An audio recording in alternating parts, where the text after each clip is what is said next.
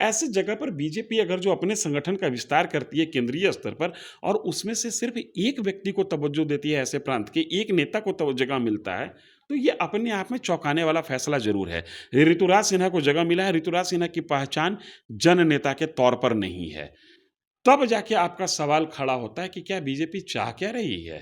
एक तरफ 40 सीट जीतेंगे, संगठन में जो आप बिसात बिछा रहे हैं उससे लग रहा है कि आपकी नजर में नए नए जातीय समीकरणों पर भरोसा ज्यादा है। मुझे ऐसा लगता है कि बीजेपी बिहार में सांगठनिक प्रयोग न करके सामाजिक प्रयोग पर ज्यादा फोकस कर रही है।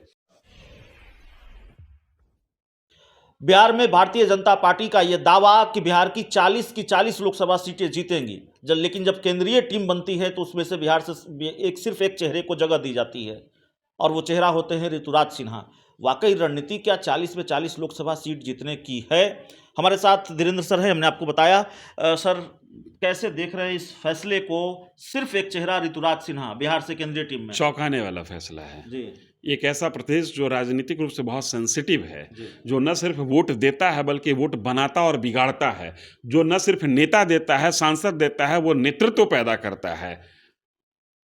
कहा जाता है कि 1977 में देश में दूसरी आज़ादी की लड़ाई लड़ी गई और उस आज़ादी की लड़ाई की रणभूमि कहीं बना बैटलफील्ड था बिहार। और आज जो कथित प्रयोग हो रहा है विपक्ष के द्वारा, उस प्रयोग का प्रयोगशाला भी अगर जो पूरे देश में कोई प्रदेश बनने जा रहा है तो वो बिहार है। ऐसी जगह पर बीजेपी अगर जो अपने संगठन का विस्तार करती है केंद्रीय स्तर पर और उसमें से सिर्फ एक व्यक्ति को तवज्जो देती है, ऐसे प्रांत के एक नेता को जगह मिलता है, तो ये अपने आप में चौंकाने वाला फैसला जरूर है।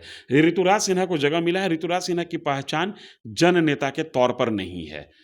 तब जाके आपका सवाल खड़ा होता है कि क्या बीजेपी चाह क्या रही है। एक तरफ 40 सीट जीतेंगे, संगठन में जो आप बिसात बिछा रहे हैं उससे लग रहा है कि आपकी नजर में नए जातीय समीकरणों पर भरोसा ज्यादा है। मुझे ऐसा लगता है कि बीजेपी बिहार में सांगठनिक प्रयोग न करके सामाजिक प्रयोग पर ज्यादा फोकस कर रही है। और आप गौर कीजिएगा कि सामाजिक प्रयोग के मद्देनजर मुनाजिर हसन जदयू के पुराने नेता थे, छोड़ दिए जदयू को। उपेंद्र कुशवाहा छोड़ चुके हैं। बहुत कम समय देने के बाद भी सम्राट चौधरी को बीजेपी का प्रदेश अध्यक्ष बनाया गया और एक बहुत दिग्गज जदयू का नेता बहुत जल्दी, जो सांसद है अभी, संभव है कि वो बहुत जल्दी नीतीश कुमार को झटका देकर बीजेपी में शामिल हो। बड़ी बात कर रहे हैं आप। बिल्कुल, मैं दावे के साथ कह रहा हूं। उनकी तस्वीर देखी गई हाल के दिनों में गिरिराज सिंह के साथ। आप कहिएगा कि गिरिराज सिंह के टखने का ऑपरेशन हुआ है, कट सी मीटिंग हुई होगी, लेकिन उनकी तस्वीर अमित शाह के साथ भी देखी गई है। और दिल्ली के मीडिया के अंदर झांकने वाले लोग और दिल्ली में राजनीति के अंदर पार्लियामेंट के पॉलिटिक्स को झांकने वाले लोग इस बात को कह रहे हैं कि नीतीश कुमार को बहुत जल्दी हो सकता है कि मानसून सत्र की समाप्ति के बाद एक जबरदस्त झटका लगे। और मैं ये बात ऐसे ही नहीं कर रहा हूं, इसका अनुमान कमोबेश नीतीश कुमार को भी है कि मेरे सामाजिक समीकरण को बीजेपी ध्वस्त करने में लगी हुई है। बीजेपी अगर जो बिहार में संगठन में कोई प्रयोग नहीं कर रही है तो कुछ तो कर रही होगी ना। 40 सीट जीतना है। नीतीश कुमार 1 बाय 1 अपने जीते हुए और हारे हुए तमाम नेताओं से मिल रहे हैं। क्यों मिल रहे हैं? कह रहे हैं कि हम अपने काम का फीडबैक ले रहे हैं। अच्छी बात है, लेना चाहिए।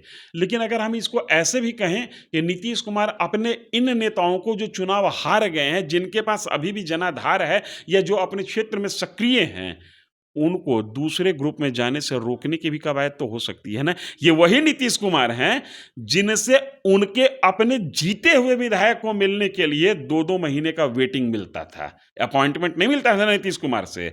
आज वो नीतीश कुमार अपने हारे हुए नेताओं से मिल रहे हैं।